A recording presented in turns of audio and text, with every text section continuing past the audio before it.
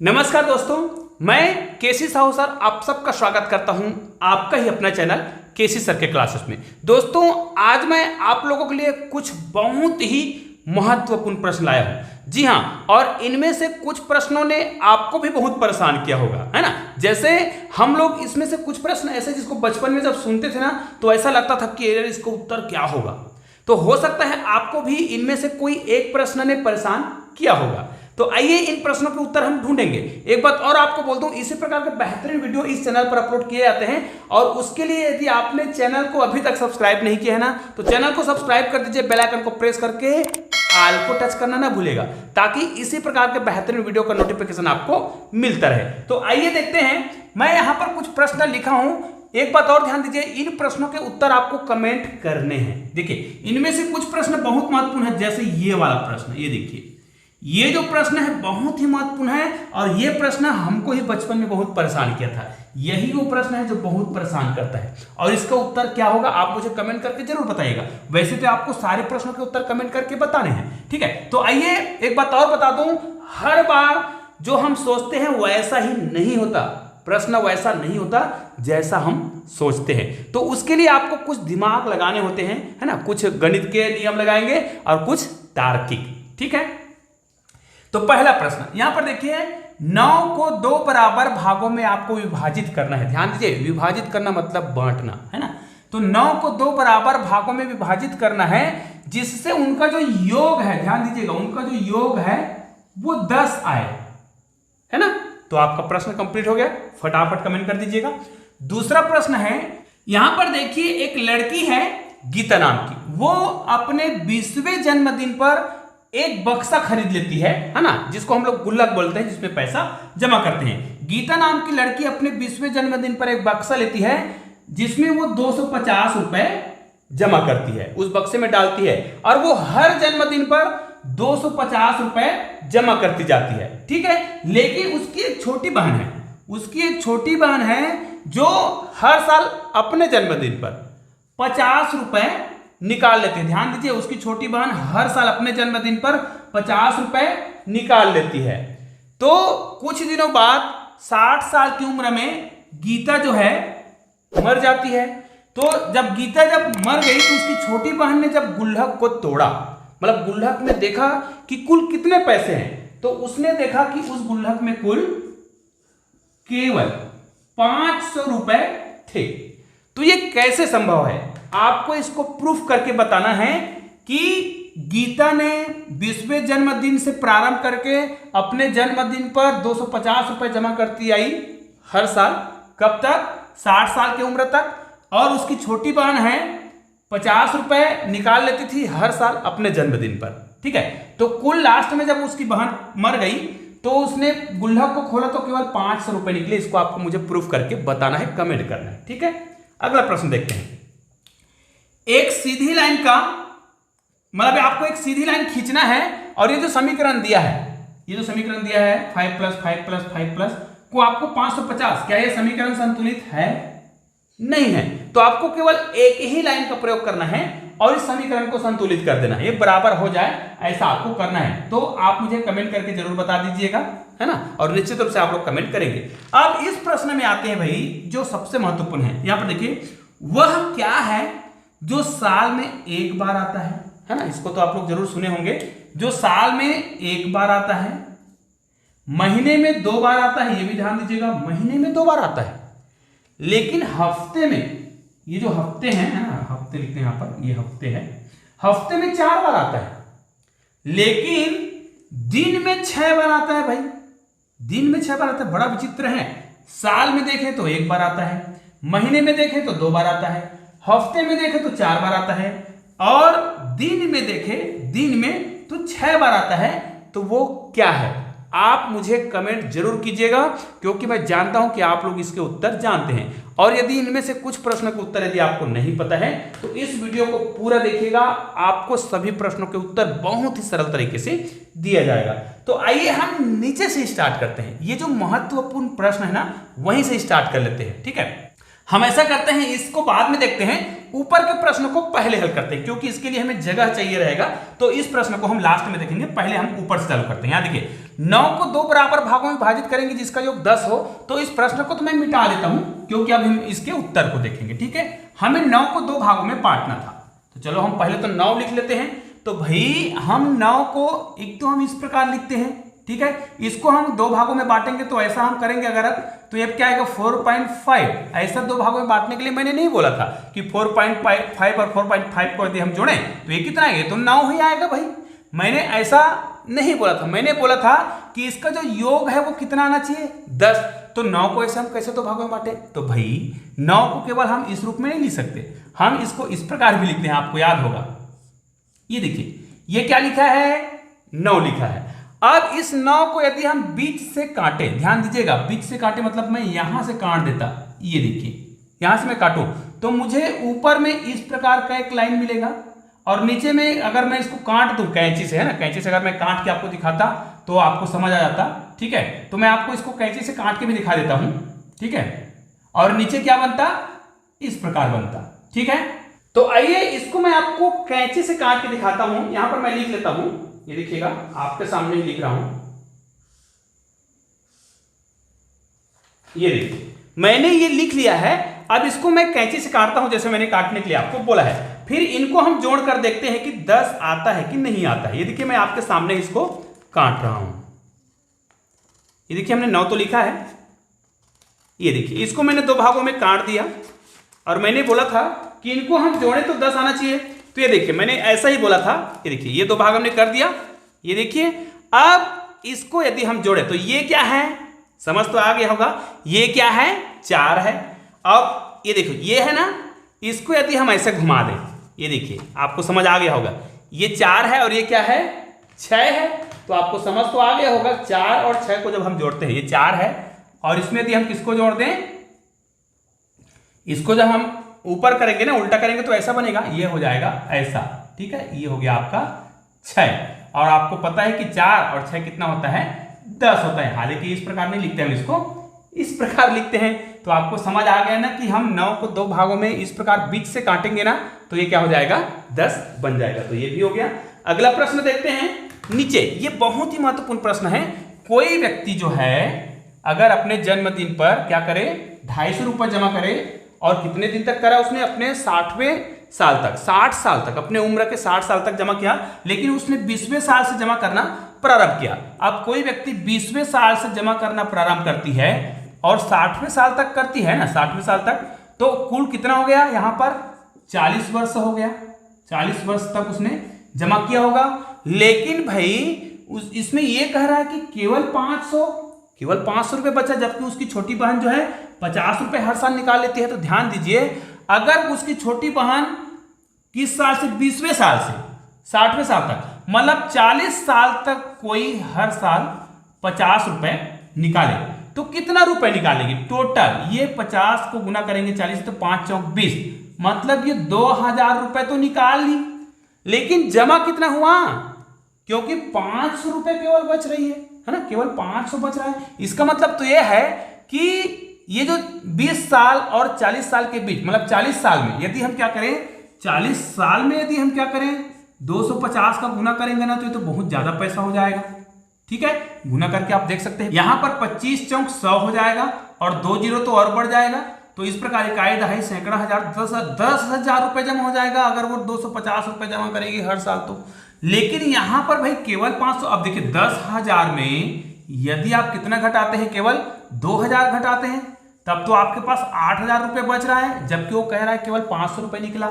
इसका मतलब ये है यदि इस, है ना, गीता का अगर जन्मदिन 29 फरवरी को हुआ होगा, 29 फरवरी को, ठीक है, तो 40 साल में, चूंकि हम जानते हैं कि फरवरी कब होता है, चौथे साल में, 4 साल में, यदि इसको हम 4 से भाग दे दें, ये देखो कितना आया 10 वर्ष, मतलब उसने केवल 10 बार ही पैसा जमा किया होगा, क्योंकि कहा गया है वो अपने जन्मदिन में 250 रुपए जमा करती है उस बक्से में। अब सोच के देखो, यदि वो 10 साल तक पैसा जमा करती है, 10 बार, है ना, 10 बार ही जमा करेगी, तो 250 गुना 10 मतलब कितना आ गया, ये तो आ गया 2,500, और उसने, उसकी जो छोटी बहन है वो 2,000 निकाल लेती है, तो 2,000 आप निकाल के देखिएगा तो आपके पास कितना बचा, केवल 500 रुपए, जो कि शर्त में कहा गया था। निश्चित रूप से आपको यह प्रश्न भी बहुत आसानी से समझ आ गया होगा।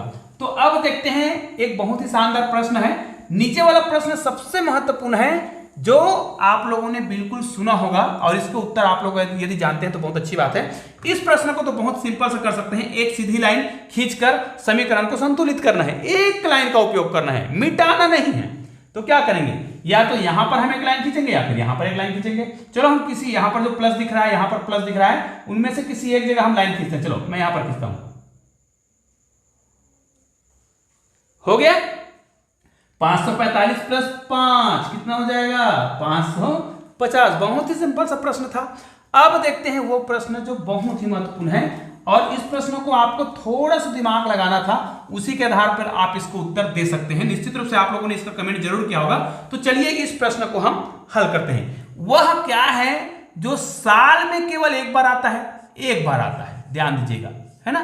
किसमें, साल में। यहां पर मैं लिख देता हूं, साल में एक बार आता है। तो साल में एक बार क्या आता है, तो सिंपल सी बात है, आप साल में एक बार वह आएगा तो आप साल को क्या करिएगा, माह, साल में कितने माह होते हैं, 12 माह होते हैं जी, 12 माह, ठीक है। और इस 12 माह को यदि आप लिखते हो, है ना, जनवरी, फरवरी, मार्च, अप्रैल, मई, जून, है ना, और ये जुलाई, फिर अगस्त और सितंबर, है ना, अक्टूबर, नवंबर और दिसंबर। तो देखो 1 2 3 4 5 6 7 8 9 10 11 और 12 माह हो गया। इसमें एक, हालांकि बहुत सारे और संख्या होंगे, लेकिन ध्यान दीजिए इस प्रश्न के आधार पर ये जो एफ है वो हमारा उत्तर होगा। ध्यान दीजिएगा, क्यों, क्योंकि साल में एक बार पूरा जनवरी फरवरी के पूरा स्पेलिंग सही जब आप लिखोगे, पूरा स्पेलिंग लिखेंगे जनवरी फरवरी को, तो एफ जो है केवल और केवल एक बार आता है। हो सकता है अन्य जो अक्षर है वो 2 बार, 3 बार, 4 बार या 5 बार भी आए, क्योंकि ए तो हर माह में आ जाता है लगभग, है ना। तो देखिए जैसे ए जो है कई बार आ जाएगा, है ना। जे तो ऑलरेडी यहीं पे 2 बार आ जा रहा है। मार्च भी यहां पर देख सकते हैं, एम जो है कई बार आ रहा है। तो इस प्रकार जनवरी के तो आप यहां पर देख सकते हैं 3 बार आ गया। इस प्रकार हमने देखा कि एफ जो है, ध्यान दीजिए, एफ वह उत्तर होगा जो क्या होता है, साल में एक बार आता है। पहला प्रश्न हमारा हो गया एफ। अब वो एफ ही होगा, इसका मतलब तो यह है साल में एक बार आता है 12 माह में, जनवरी फरवरी जब हम निकाले तो कौन आया, एफ। दूसरा, पहला वाला काम हो गया, ठीक है, यहां पर हो गया, यहां तक हम मिटा देते हैं। जो साल में एक बार आता है और महीने में कितने बार आता है, महीने में 2 बार आता है। अब यहां पर हम माह की बात करते हैं, तो माह में 2 बार क्या आता है, ये तो बड़ा असमंजस बात है ना। तो ध्यान दीजिए, माह में 2 बार आता है वो एफ ही होगा, क्योंकि हमें एफ के बारे में ही बोलना है। लेकिन माह में हम एफ को 2 बार कैसे ढूंढें, तो ध्यान दीजिए, हर माह में 4 सप्ताह होते हैं। सप्ताह तो 4 ही होते हैं, दिन जो है 5वें सप्ताह में चला जाता है, 2 या 3 दिन जो है 5वें सप्ताह में चला जाता है, लेकिन 5वां सप्ताह पूरा नहीं होता है। तो 4 सप्ताह होते हैं, है ना। तो 4 सप्ताह में फिर एफ कैसे 2 बार आया होगा, तो ध्यान दीजिए, यहां पर आप क्या बोलेंगे, पहला बोलेंगे फर्स्ट वीक, ठीक है, उसके बाद सेकंड वीक, ये हो गया आपका, ठीक है, इस प्रकार आप लिखेंगे। उसके बाद क्या लिखेंगे, थर्ड, है ना, थर्ड वीक, यहां पर थर्ड लिखेंगे, थर्ड वीक, यहां पर देखिए। उसके बाद फोर्थ, ये हो गया आपका फोर्थ वीक। आपको समझ तो आ गया होगा कि इसमें एफ कितने बार आया, यहां पर आया फर्स्ट में और यहां पर फोर्थ में आया है। बाकी जगह कहीं पर आप देख सकते हैं एफ का प्रयोग नहीं हुआ है, बस यहां पर हुआ है और यहां पर हुआ है। तो इसमें कितने बार आ गया, 2 बार, ये भी आपका हो गया। अब चलते हैं, एक और प्रश्न भी है इसमें, अभी तो 2 शर्त और जुड़ा हुआ है। तीसरा क्या लिखा है, हफ्ते में फिर 4 बार आता है भाई। अब हफ्ते में 4 बार आता है, तो हफ्ते तो आप जानते हैं, यहां पर मैं लिख देता हूं हफ्ता, ठीक है, हफ्ता में 4 बार आता है। अब हफ्ते में तो 7 ही दिन होता है। अब 7 दिन को आप लिखना चाहो तो संडे से लिखेंगे संडे, ठीक है, यहां पर हो जाएगा संडे, ठीक है। उसके बाद मंडे, ट्यूसडे, वेडनेसडे, है ना, उसके बाद थर्सडे, उसके बाद क्या होगा, यहां पर थर्सडे, उसके बाद फ्राइडे होगा, उसके बाद सैटरडे होगा। लेकिन यहाँ पर देखिए 1 2 3 4 5 6 7 दिन तो हो गया, लेकिन इसमें आप देख सकते हैं कहीं पर भी क्या नहीं आया है, एफ तो दिख ही नहीं रहा है, एक जगह दिख रहा है। लेकिन हमने तो क्या बोला है, हफ्ते में 4 बार आता है। तो इसको अगर आप पूरा भी लिखोगे ना, Sunday Monday Tuesday Wednesday Thursday फोर्डे फ्राइडे तक पूरा दिन लिख डालेंगे तो फ्राइडे एफ एक ही बार आ रहा है, जबकि हमने लिखा है हफ्ता में 4 बार आता है। तो भाई इसको आपको ऐसे कैलकुलेशन नहीं करना है। आपको कैसे करना है कैलकुलेशन, हफ्ते में 4 बार आना चाहिए, तो आपको कैसे कैलकुलेशन करना है, ध्यान दीजिएगा। यहां पर आपको लिखना पड़ेगा फर्स्ट डे, ध्यान दीजिए फर्स्ट डे, उसके बाद सेकंड डे, ठीक है, सेकंड डे, ये हो गया। उसके बाद आप लिखेंगे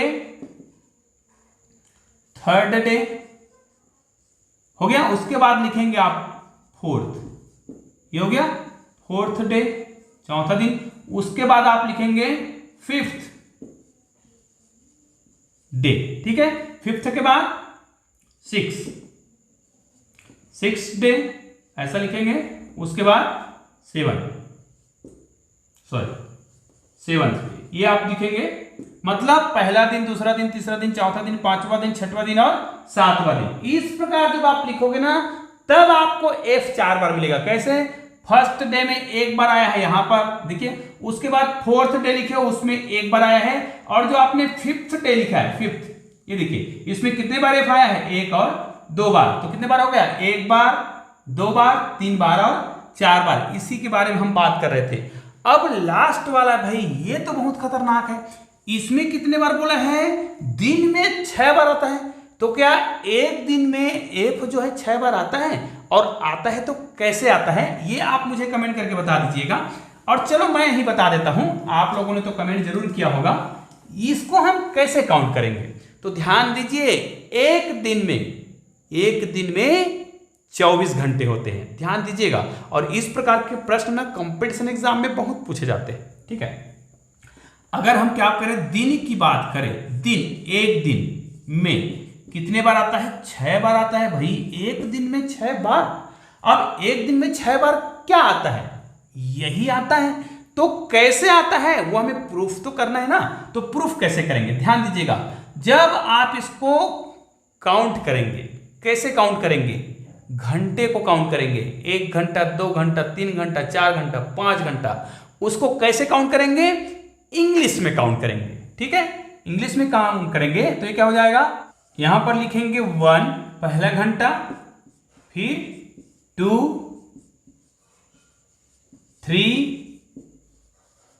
4 5, ऐसे जब हम लिखते जाएंगे तो 6 7 8 9 10 11 12 13 तक एफ का प्रयोग नहीं होता है। लेकिन जैसे ही हम 14 बोलते हैं तो यहां पर आप देख सकते हैं इसमें भी एफ का प्रयोग होता है।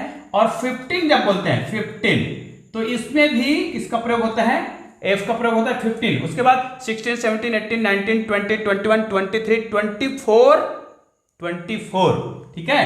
तो यहां पर आप जब जैसे ही आप क्या बोलेंगे 24 बोलेंगे ना, 24, तो यहां पर भी एक बार एफ का प्रयोग होता है। अब इसमें आप एफ को गिन सकते हैं, मतलब 1 से लेके 24 तक एफ को गिनना है। तो एक तो इसमें आया है, इसमें एक बार आया है, इसमें भी एक बार आया है, ठीक है। तो ये एक बार हो गया, 2 बार हो गया, 3 बार हो गया, लेकिन इसमें एफ 2 बार आया है, देख लीजिएगा, 1 और 2, तो कितने बार हो गया, 1 2 3 हो गया, 4 और 5 बार तो ऐसे हो गया, और एक बार इसमें आया है तो कितने बार हो गया, तो यह हो गया 6। अब आपको समझ तो आ गया होगा कि हमने एफ को किस प्रकार काउंट किया है। निश्चित रूप से यह वीडियो आपको पसंद आया होगा, और इस वीडियो को आप अपने दोस्तों को शेयर जरूर करेंगे। और चैनल को अभी तक सब्सक्राइब नहीं किए हैं ना, तो नीचे में मेरे चैनल का लोगो दिखाई दे रहा है, इसको क्लिक कीजिएगा और चैनल को सब्सक्राइब कीजिएगा। बगल में 2 शानदार वीडियो दिखाई दे रहे हैं, उसको क्लिक कीजिए और एक शानदार वीडियो का आनंद लीजिए। तो दोस्तों मिलते हैं ऐसे ही बेहतरीन वीडियो के साथ, तब तक के लिए जय हिंद, जय भारत।